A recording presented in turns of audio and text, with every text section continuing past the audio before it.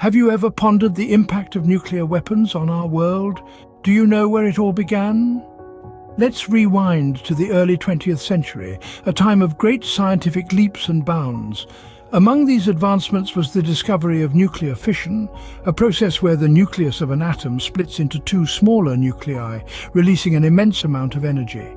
This discovery was the spark that ignited a race among nations to harness this power, not for the betterment of humanity, but for its potential as a weapon of mass destruction. The idea was simple, yet devastating: to create a bomb that could harness the destructive power of nuclear fission. A bomb that could level entire cities in the blink of an eye. This was the birth of the atomic bomb. The term atomic bomb is derived from the fact that these weapons obtain their destructive energy from the nuclei of atoms, specifically the heavy isotopes of uranium or plutonium. When these isotopes undergo fission, they release not only a vast amount of energy, but also additional neutrons, which can then trigger more fissions, creating a chain reaction and a devastating explosion. This was a new kind of weapon, one that went beyond the scale and scope of any conventional weapon. It was a weapon that held the power to not only destroy our enemies, but potentially all of mankind. Thus, the foundation was laid for a weapon that would change the course of history: the atomic bomb. Fast forward to the mid-20th century, a secret project that would alter the course of warfare forever was underway. In the heart of America, shrouded in secrecy, science and engineering were on the brink of something monumental, something terrifying. This was the Manhattan Project.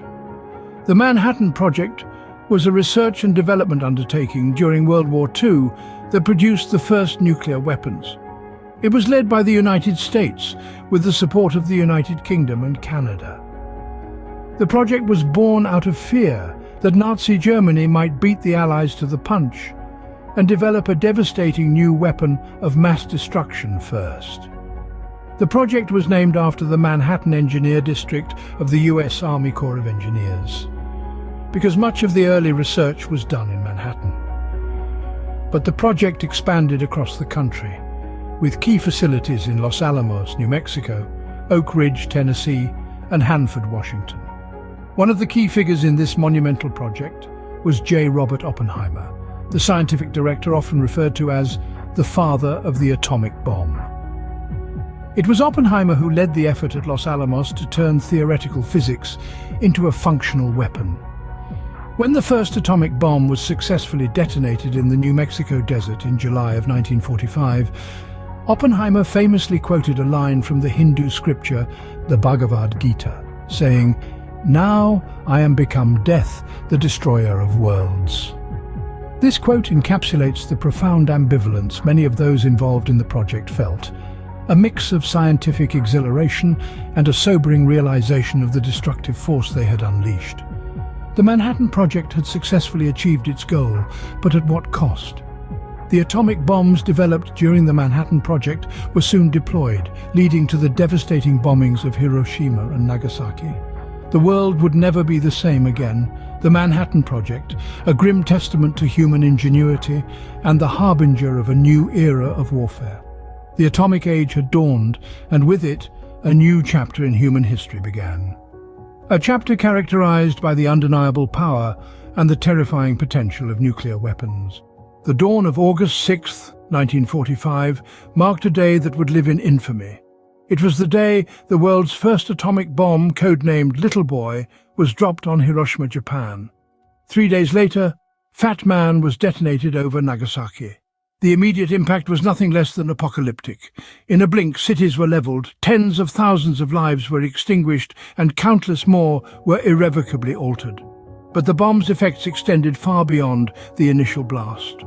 The survivors, or hibakusha as they are known in Japan, faced a multitude of health issues, from burns and radiation sickness to long-term genetic damage and cancer. The environmental impacts were equally devastating, with large areas rendered uninhabitable due to radiation fallout. The bombings brought an abrupt end to the Second World War, but they also ushered in a new era, the atomic age. The world had witnessed the terrifying power of nuclear weapons, an ominous harbinger of the future. These bombings set the stage for a global race to develop nuclear arsenals, a race that would come to define the Cold War and continues to shape international relations today. The devastation wrought by these bombs, a stark reminder of the catastrophic power of nuclear weapons. The haunting images of Hiroshima and Nagasaki serve as a grim testament to the destructive potential that humanity now held in its hands. The hope is that these images will forever serve as a deterrent to the use of these weapons again. Post-World War II, the world stood divided and on the brink of another war, a Cold War. This was not a war of soldiers and battlefields, but a war of ideologies, espionage, and most importantly, a race for nuclear supremacy. The United States and the Soviet Union, two superpowers with starkly contrasting political ideologies, found themselves locked in a silent, yet extremely volatile competition, the nuclear arms race. This was an era where the balance of power was measured not in numbers of soldiers or tanks, but in the ability to cause mass destruction. Nuclear weapons had become the ultimate deterrent, with both sides amassing arsenals capable of wiping out all life on Earth many times over. The fear of nuclear fallout was more than just a distant threat. It was a tangible fear that loomed over the everyday lives of millions.